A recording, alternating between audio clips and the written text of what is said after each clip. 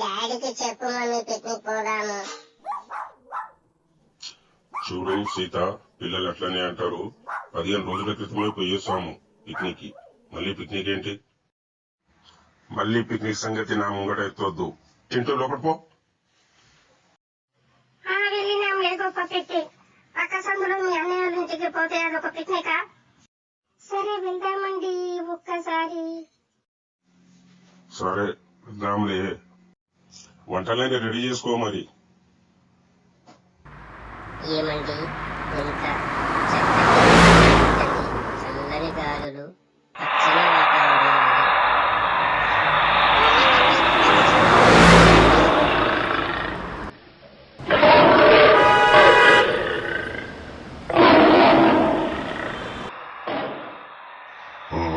చూసిన పిల్లలైతే భయపడలేదు కదా.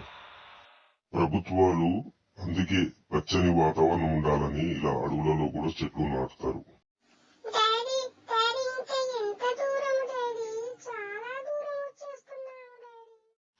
వచ్చేసామమ్మా, దగ్గరికి వచ్చేసాము.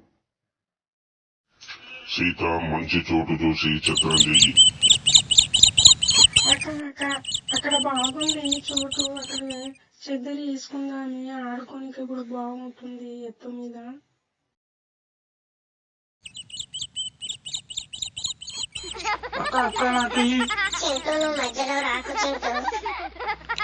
నేనేమి ఆడ, మీరే ఆడుకోండి.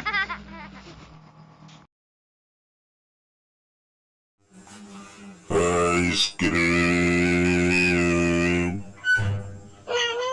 మీఠా ఐస్ క్రీమ్. సీత, చికెన్ లో కొంచెం కారం ఎక్కువైనట్టుంది సీత. మీరు ఘాటు మనిషే కదా, తినండి తినండి ఏం కాదు.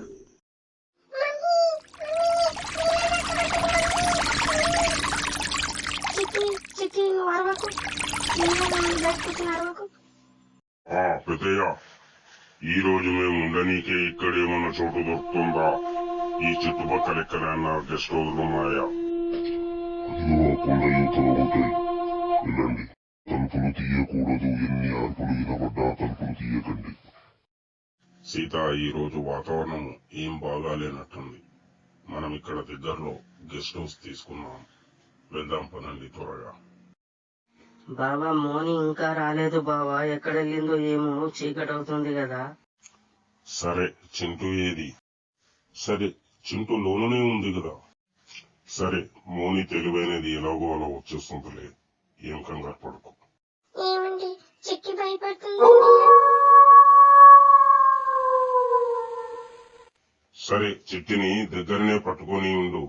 నేను మౌనిని వెతకడానికి వెళ్తా. మీ మర్దిని లేపు, ఇద్దరం కలిసి వెళ్తాము. ఏదైనా కర్ర లాంటిది తీసుకోమను.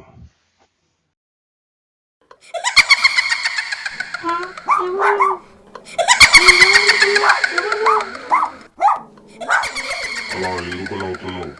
ఎవరు నువ్వు? ఈ అడవిలో నువ్వు ఎవరు? అసలు మా దగ్గరికి ఎందుకు వచ్చావు? నీకేం కావాలి? ఎందుకు అలా భయపెట్టిస్తున్నావు?